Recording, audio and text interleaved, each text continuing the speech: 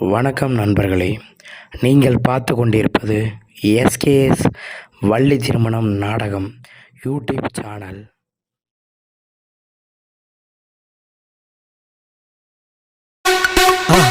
மறக்காம சர்ப்ரைஸ் பண்ணுங்க. தேங்க்யூ. வர வேண்டும். எங்கள் அனைவருக்கும் நல்லாசிகள் பல தர வேண்டும். வாழ்க பெண்மகளே, வாழ்க வளர்க, பல்லாண்டு பல்லாயிரத்தாண்டு பல கோடி நூறாண்டு வாழ்க.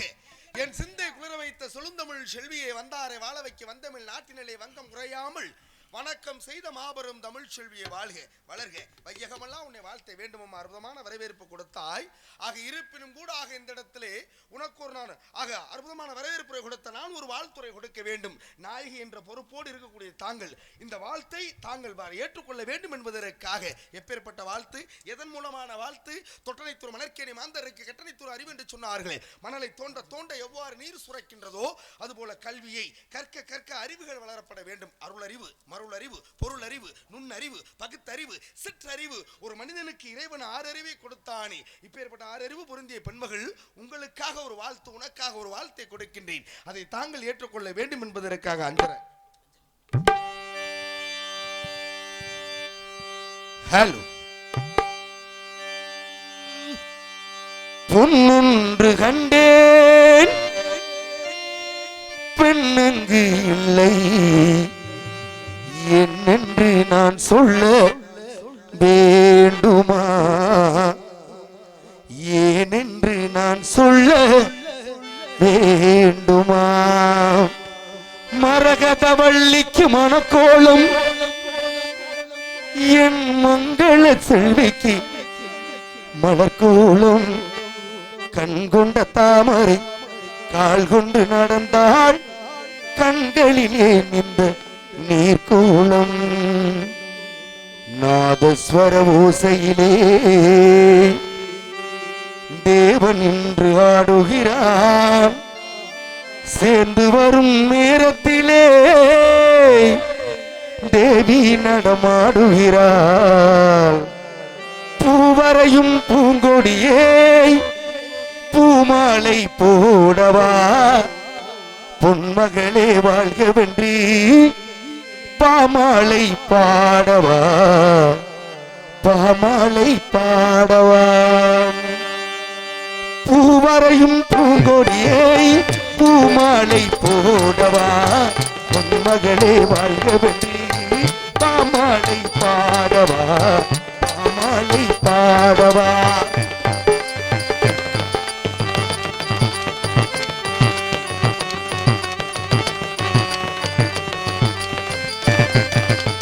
வள்ளி உந்தன் வாழ்க்கையிலே 16 பெற்றிடவே, வள்ளி உந்தன் வாழ்க்கையிலே 16 பெற்றிடவே, வள்ளி உந்தன் வாழ்க்கையிலே 16 பெற்றிடவே, கந்தனருள் கிடைக்கும் என்று புகழாரம் சூடிடுவே.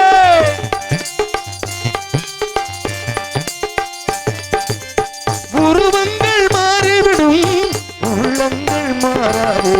பூவரையும் பூங்கொடியே பூமாலை போடவா, பொன்மகளே வாழ்கவென்றி பாமாலை பாடவா, பாமாலை பாடவா.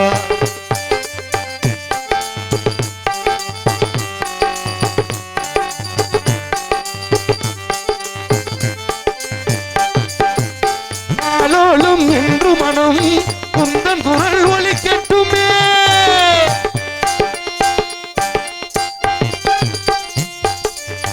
ஆலோலும் பாடி மனோ உந்தன் குரல் ஒலிக்கட்டுமே.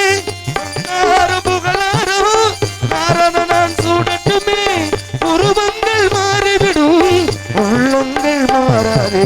பூவரையும் கொடியே பூமாலை போடவா, பொன்மகளே வாழ்கவென்றி பாமாலை பாடவா, பாமாலை பாடவா, பாமாலை பாடவா. செல்வத்தில் செல்வம் சொல்லி செல்வம், அச்செல்வம் செல்வத்தில் எல்லாம் தலை என்று சொன்னார்களே, கற்க கசடர கற்பவை கற்பவை நிற்க அதற்கு தகவென்று என்று அற்புதமாக சொன்னாலும் கூட கற்ற பெண்மகள், கற்றறிந்த பெண்மகள், ஆக பொதுநல கருத்துக்களை சொல்லக்கூடிய பெண்மகள், ஆக கேட்கக்கூடிய கேள்விகளுக்கெல்லாம் பதில் கொடுப்பா என்று எதிர்பார்க்கின்றேம்மா. இந்த இடத்திலே அற்புதமான ஒரு நிகழ்வு, இப்பேற்பட்ட நிகழ்வை சிறப்பிக்க வந்த நாயகியே, ஆக வாழ்க வளர்க வையகமெல்லாம் உன்னை வாழ்த்த வேண்டும். யாரை எப்படி வணங்க வேண்டும் என்கிற நியதி இந்த உலகத்துல முதல்ல தெரிஞ்சு வணங்கணும். தெரியாமல் மட்டும் வணங்கிவிடக் கூடாது. சிவன் கோவிலுக்கு போனா சிவனை பார்த்தால் எப்படி வணங்க வேண்டும், பெருமாளுடைய ஆலயத்துக்கு போனோம்னா பெருமாளை பார்த்தால் எப்படி வணங்க வேண்டும், விநாயக பெருமானுடைய செல்வ விநாயகருடைய ஆலயத்திற்கு பக்தர்கள் போனா அந்த விநாயக பெருமானை எப்படி வணங்க வேண்டும், முருகனை எப்படி வணங்க வேண்டும், சரஸ்வதியை எப்படி வணங்க வேண்டும், என்னை போன்ற நாரத மகரிஷியை எங்கு கை வைத்து வணங்க வேண்டும், வீட்டுக்கு வந்த விருந்தாளியை எப்படி வணங்க வேண்டும், பெற்ற தாயை மகள் எப்படி வணங்க வேண்டும், பெற்ற தந்தையை மகன் எப்படி வணங்க வேண்டும், இத்தனை வணக்கங்களுக்கு இடையில ஆக என்னை அற்புதமாக வணக்கம் தெரிவித்து வரவேற்பு கொடுத்தாய பெண்மகளே, உன்னிடத்திலே ஒரு சில விவரங்கள் கேட்டு தெரிந்து கொள்ள வேண்டும் என்று ஆசைப்படுகின்றேன். நான் கேட்கலாமாமா? நல்லாரை பார்ப்பது நன்று, நலமிக்க நல்லார் சொல் கேட்பது நன்று, அவரோடு இணங்கி இருப்பது நன்று, அவர் குணங்கள் உரைப்பது நன்று. அப்படின்னாங்க. அது மட்டுமல்ல, இனிது இனிது ஏகாந்தம் இனிது, அதன் இனிது ஆதிய தொழுதல், அதனினும் இனிது அறிவினரை கனவிலும் நினைவிலும் காண்பது தானே என்று சொல்கிற பொழுது உங்களை பார்த்திருக்கேன் அப்படின்னா உண்மையிலேயே அதை நினைச்சு நான் ரொம்ப சந்தோஷப்படுறேன். காரணம், வள்ளுவன் தன்னை உலகி நிற்க தந்த வான்புகள் கொண்ட தமிழ்நாடு, நெஞ்சையிலும் சிலப்பதிகார மணி ஆரம்படைத்த தமிழ்நாடு, கல்வியில் சிறந்த தமிழ்நாடு, புகழ் கம்பன் பிறந்த தமிழ்நாடு, 10,000 கவிதைகளை முத்தாக அள்ளி கொடுத்த சத்தான கம்பனுக்கு ஈடு இன்னும் வித்தாக வில்லை என்று வாடு என்று கவி சக்கரவர்த்தி கம்பனின் தமிழ் எந்த அளவிற்கு இந்த உலகத்தில் நிலையானதோ அதை போல உங்களுடைய வாழ்த்தும் எனக்கு நிலையானதாக இருக்கணும் அப்படிங்கிறத என்னுடைய ஆசை. ஆனா அதுல ஒரு புள்ளி வைக்கிறீங்க பாருங்க. புள்ளி வெளியில வைக்கிறதோட வச்சுக்கணும், இங்க வச்சீங்கன்னு வைங்கள புள்ளின்னு ஒண்ணு இல்லைன்னா வளலைன்னு போயிடும். எது உங்களுக்கு?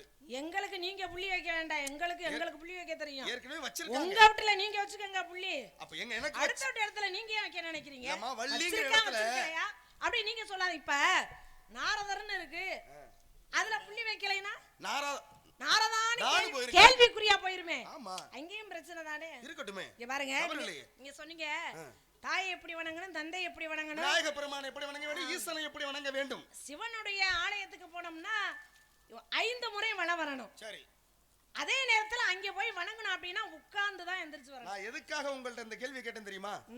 ஒரு சில பேர் போறாங்க, யாரை எந்த தெய்வத்தை எப்படி வணங்கணும்னு தெரியாமல் மொட்டையா வணங்குறாங்க. அப்ப இந்த உங்களுடைய நாட்டு மக்களுக்கு இந்த வணக்கத்தை எடுத்து சொன்னால் அவர்கள் ஒவ்வொரு ஆலயத்துக்கு செல்கின்ற பொழுதும் உங்களுடைய கருத்தை கேட்டு அதன் மூலமாக அங்கு வணங்க வேண்டும் என்பதற்காகத்தான். ஒண்ணு தெரியுமா தெரியாதாங்கிறத விட, ஏன்னா தலைவி உங்களுக்கு தெரியாமல் இருக்காது.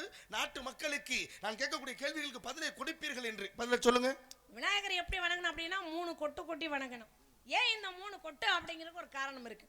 அதே நேரத்துல சிவனை வழிபடும் பொழுது நவக்கிரகங்களை சுத்திட்டு அங்க உட்கார்ந்து தான் எந்திரிச்சு வரணும், உடனே வந்துடக்கூடாது.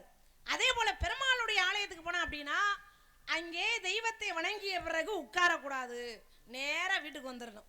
அங்க உட்கார்ந்தா லட்சுமி அங்கேயே தங்கிடுவா, நம்ம கூட வரமாட்டா அப்படிங்கிற ஒரு ஐதீகம்.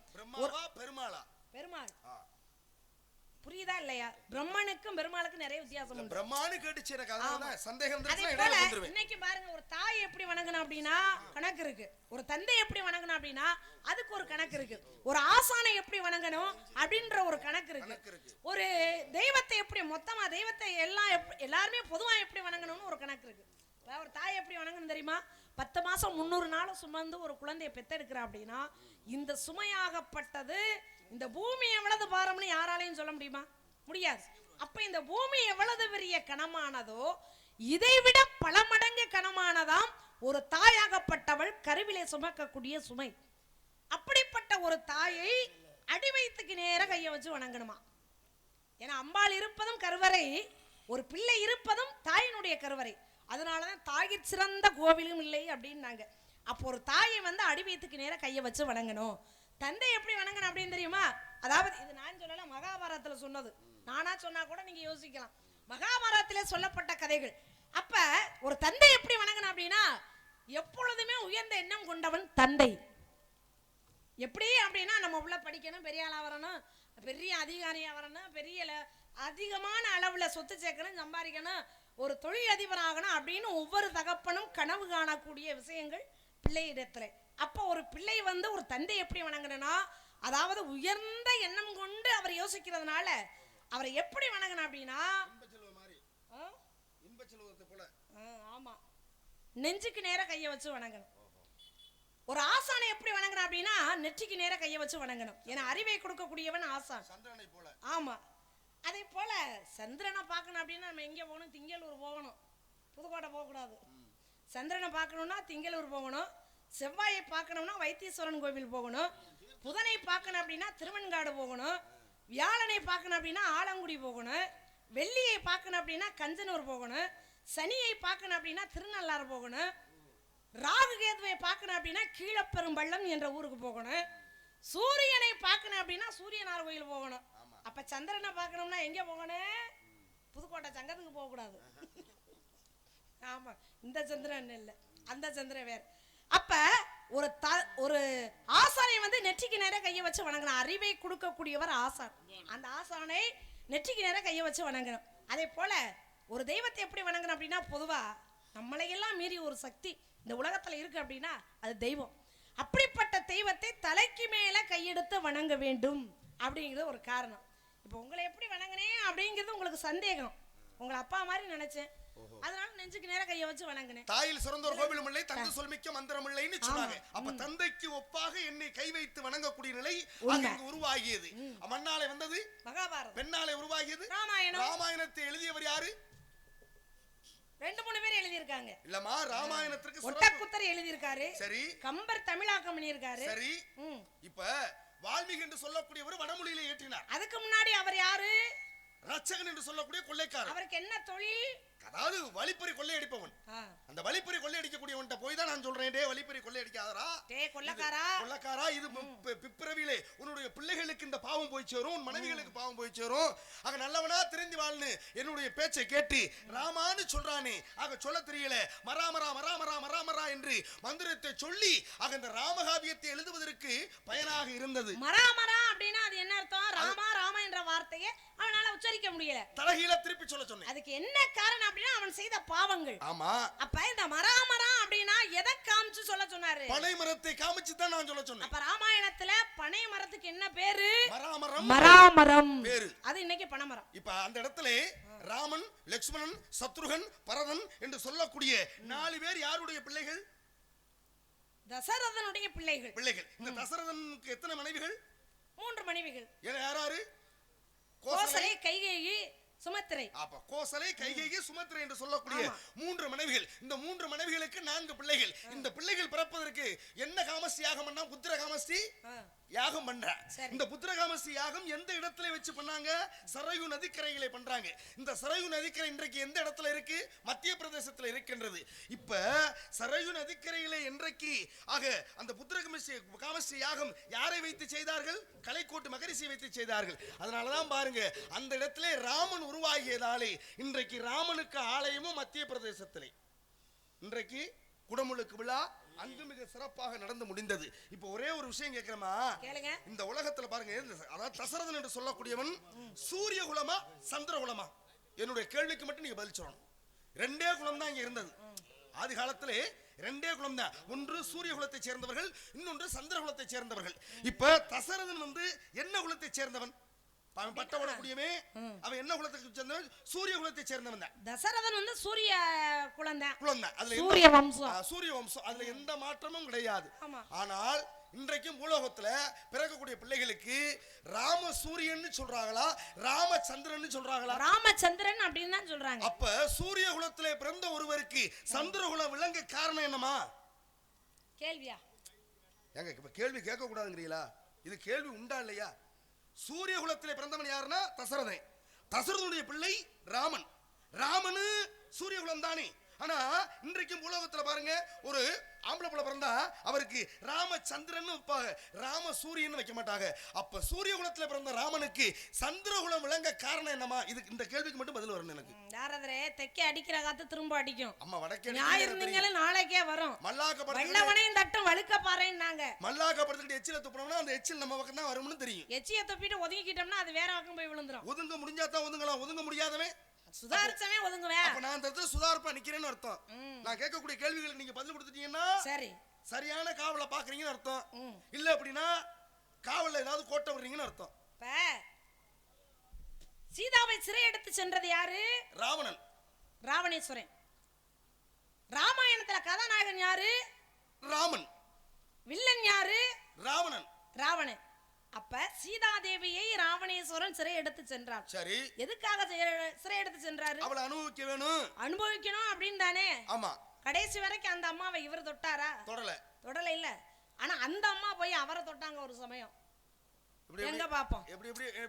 அதாவது சீதாதேவியை அடையணும் அப்படிங்கிற எண்ணத்துல ராவணன் சிறை எடுத்துக்கிட்டு வர்றாரு. பஞ்சவடி என்று சொல்லக்கூடிய இடத்துல இருந்து தான் தூக்கிட்டு போறான். ஆமா, அசோகவனத்துல வச்சிருக்காரு. இலங்கையிலே அசோகவனத்துல வச்சாச்சு. அசோகவனத்துல இவ்வளவு தூரம் கொண்டுகிட்டு வந்த இந்த சீதாவை இவர் நினைச்சிருந்தா தொட்டிருக்கலாம். சரி. ஆனா கட்டுப்பாட்டை மீறக்கூடாதுன்னு சொல்லி சம்மதம் இல்லாமல் கட்டின பொண்டாட்டியா இருந்தாலும் சம்மதம் இல்லாம தொடக்கூடாது. முடியவே முடியாது அப்படிங்கிற ஒரு கொள்கை அவனிடம் இருந்தது. அவன் வாங்கிய வரமும் கூட அப்படி. ஒரு பெண்ணினுடைய சம்மதம் இல்லாமல் தொட்டால் உன்னுடைய சிரசு வெடிக்க கடவது என்று சாபத்தை முனிவரிடம் வாங்கினார். அப்ப பாருங்க, கடைசி வரைக்கும் ராவணன் தொடவில்லை. அதே ராவணனை சீதாதேவி ஒரு முறை தொட்டாங்க. எங்க தொட்டாங்க, எப்படி தொட்டாங்க சொல்லுங்க. நான் கேள்வி கேட்டதனால திருப்பி கேக்குறீங்களா? நீங்க தொட்டதுல தான் நானும் தொடுறேன். சரி, ஒண்ணும் பிரச்சனை இல்ல. அவர் எப்படி அந்த அம்மா எப்படி தொட்டாங்கன்னு சொல்லுங்க. ஒரே ஒரு விஷயமா, இதனால ஒண்ணும் இப்ப நான் மட்டும் தான் கேள்வி கேட்கணும், நீங்க கேள்வி கேட்க கூடாதுங்கற தன்மை எல்லாம் கிடையாது. அப்படி யாரும் சொல்லல. வாதி பிரதிவாதி. இப்ப நான் கேட்கக்கூடிய கேள்வி, இப்ப நான் கேட்ட கேள்விக்கு நீங்க பதில் கொடுங்க, நான் திரும்ப பதில் கொடுக்கிறேன். சரி, இல்லனா கொடுக்க மாட்டீங்களா? ஏமா, நான் முதல்ல கேட்டிருக்கேன் அப்படின்னா அதுக்கு உண்டான மரியாதை இருக்க. பெரியவங்க சொல்லும் பெருமாள் சொன்னது மாதிரி, பெரியவங்க சொன்னா பெருமாள் சொன்னது மாதிரி. அப்ப நான் இந்த இடத்துல நாரத மகரிஷி பெருமாளுடைய பக்தன் வந்திருக்கேன். நான் என்னைக்குமே பெரியவங்களுக்கு நான் மரியாதை கொடுப்பேன். அப்ப மரியாதை கொடுத்து பழகக்கூடிய தன்மை இந்த உலகத்திலே ஒவ்வொரு பெண்மக்களுக்கு உருவாக்க வேண்டும் என்பது ஒரு எடுத்துக்காட்டாக நீங்க இருக்கீங்க.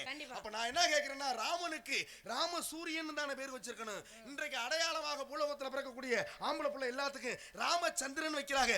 சூரிய குலத்துல பிறந்த ராமனுக்கு சந்திரகுலகம் ஏன் விளங்குச்சு? எனக்கு இந்த கேள்வி மட்டும் பதில் வேணும். நீங்க கேட்ட கேள்விக்கு நான் பதில் கொடுக்கிறேன். யோசிச்சு கொடுக்கிறேன். யோசிச்சு தான் கொடுக்கணும். இந்த ஒரச போன மாடு திருகாணியில மாட்டின மாதிரி இல்லையே. வந்தமா வாழ்த்து கொடுத்தமா கதையோட போனமான்னு போனா பரவாயில்லை. வந்தமா வாழ்த்து கொடுத்தமா நாங்க வாட்ல போவோம். நீ கதையோட போனா கதைன்னு ஒண்ணு இருக்குல்ல. கதை தான் இதுவும். கதை இல்லாம தான் இருமா. நீங்க என்ன சேட்டை பண்றியா? இல்ல நீங்க சேட்டை பண்றீங்களா? இல்ல சித்தம் போக்கு சத்தம் போட்டா செல்வாக்குன்னு நாரிய புண்ணாக்கா ஏன் சத்தம் போடுறீங்க? நீங்க சேட்டை ஹேண்டில் கூடாது. நீங்க சேட்டை என்கிட்ட வச்சுக்காதீங்க. இந்த வெட்டி பேச்சு வீண் சவடால ஹேண்டில் நீ வச்சு கூடாது. இந்த வீண் சவடால நீங்க என்கிட்ட வச்சுக்காதீங்க. கேள்வி கேட்டது தவறுன்னு சொல்றீங்களா? இருமா, கேள்வி கேட்டது தவறுனா ஒண்ணு பதில் தெரியும் சொல்லு, தெரியலன்னு சொல்லு. முன்னேறி எப்படி போகுதோ அப்படிதானே பின்னேறி போகும். முன்னேறி சரி. இந்த இடத்துல பெரிய ஆளு யாரு? நீங்க தானே. அப்ப நீங்க தானே முன்னேறு. சரி, அப்ப முன்னேறி நீங்க முதல்ல போங்க. நான் ஒண்ணு தவறான வார்த்தைகளை விடலையே, ஒண்ணு அசிங்கமான வார்த்தையை விடலையே. நீங்க தப்பா பேசுறீங்கன்னு சொல்லலையே. ஏமா, ராமகாவியத்தை ஆரம்பத்துல இருந்து கேக்குறேன், யார் எழுதுனதுன்னு கேக்குறேன், வரிசையா சொல்றேன். தசரதன் யாருன்னு கேக்குறேன், சொல்றேன். தசரதன் என்ன குலம்னு கேக்குறேன், சொல்றேன். தசரதனுக்கு மனைவிகள் எத்தனைன்னு கேக்குறேன், அதையும் சொல்றேன். பிள்ளைகள் யாருன்னு கேக்குறேன், அதையும் சொல்றேன். நான் கேட்ட கேள்வி என்ன? தசரதன் சூரிய குலத்துல பிறந்தவன். ஒரே ஒரு எடுத்துக்காட்டு மட்டும் கொடுக்கிறேன். ஒருத்தர் செட்டியார் குலத்துல பிறந்திருப்பாரு. சரி, அவருக்கு போரு அவர் மயில போய் வாங்க ஆசாரின்னு கூப்பிட முடியுமா? இது ஏத்துக்கிறமா அந்த உலகம்? இது மாதிரி தான் பிரட்டலா போச்சுங்க. சூரிய குலத்துல பிறந்த தசரதனுக்கு பிள்ளை ராமன். இந்த ராமனுக்கு ராமச்சந்திரன் தானே பேர் வைக்கிறாங்க. ராம சூரியன் யாரும் வைக்கலையமா? சூரிய குலத்துல பிறந்த ராமனுக்கு சந்திரகுலம் எப்படி விளங்குச்சுன்னு தான் கேட்கிறேன். என்னுடைய கேள்வி. சரி, ஒண்ணு தெரிஞ்சுனா பதில் சொல்லுங்க, இல்ல நான் கதை பாட்ட பாடிட்டு போயிருவேன். நீங்க என்ன மிரட்டறீங்களா? இல்ல மிரட்டறீங்களான்னு கேக்குறேன். சொல்லுங்க, இல்லனா கதை பாட்ட பாடிட்டு போவீங்கன்னா நீங்க சட்டம் ஜவுடால பேச கூடாதுல. நீங்க சட்டம் பேசுறீங்கல்ல. நான் சட்டம் பேசல. நான் கேட்ட கேள்விக்கு நீங்க பதில் கொடுங்கன்னு சொல்லிருக்கேன். உங்களை எதிர்பார்க்கிறேன். இருங்க, இப்ப நீங்க கேட்டதுக்கு நான் பதில சொல்றேன். சரி, அடுத்து நான் கேட்டதுக்கு நீங்க பதில சொல்றீங்க. நான் கொடுக்கிறேன். அப்படி இல்லன்னு வைங்க, நான் கொடுத்தேன்னா கொண்ட போய் கூட்டத்துக்குள்ள விழுந்துரும். எங்க கொண்டதையும் காணுமே, பொட்டல்லையாவது விழுந்துரு போகுது. முடிஞ்சா நீ வேணா கொடுத்து பாரு, அது பொட்டல்ல விழுகுதான்னு வேணா பாப்போம். சரி, அவ்வளவு பெரிய ஆளா நீ?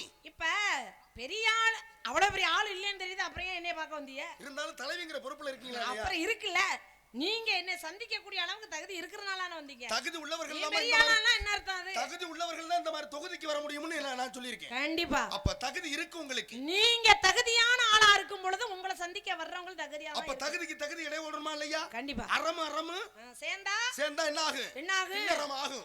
பாருங்க, மலையும் மோதுனா தீப்பொறி பறக்கும். மலையும் மண்ணாங்கட்டியும் மோதுனா தூசி பறக்கும். அப்ப பாருங்க, தீப்பொறி மாதிரி இருக்கணுமா இல்ல தூசி மாதிரி இருக்கணுமா? அந்த தூசி சிந்திக்கணும். ஆமா, தூசி கூட ஒரு சில நேரங்கள்ல கண்ணுக்குள்ள போனா உறுத்தத்தான் செய்யும். ஆமா, அதையும் நம்ம சாதாரணமா எடை போட்டுற முடியாது. கேட்ட கேள்விக்கு பதில் சரி, இப்ப ராமனை பெற்றது யார் அப்படின்னா கோசலை, வளர்த்தவன் யார் அப்படின்னா கைகேயி. பெற்றதோட முடிந்தது கோசலையினுடைய கடமை. ஆனால் அந்த ராமனை சிறுபிள்ளையிலிருந்து எடுத்து வளர்த்து தாளாட்டி சீராட்டி வளர்த்தது எல்லாமே கைகேயி. அப்ப ஒரு நாள் சாப்பிட கூப்பிடுறா, அடே ராமா வா சாப்பிடு அப்படின்னு சொல்றா. ஆனா இவர் சாப்பிட மாட்டேன்னு மறுக்கிறார். ஏன்னா புள்ள சின்ன புள்ள, ஏன்டா இப்படி மறுக்கிறான், வந்து சாப்பிடு அப்படின்னு சொல்லும் போது அப்பதான் இவர் சொன்னாரு, நான் சாப்பிடணும் அப்படின்னா. அந்த வானத்துல தெரியுது பாத்தீங்களா சந்திரன் நிலா, அந்த சந்திரன் மறக்காம சர்ப்ரைஸ் பண்ணுங்க. தேங்க்யூ.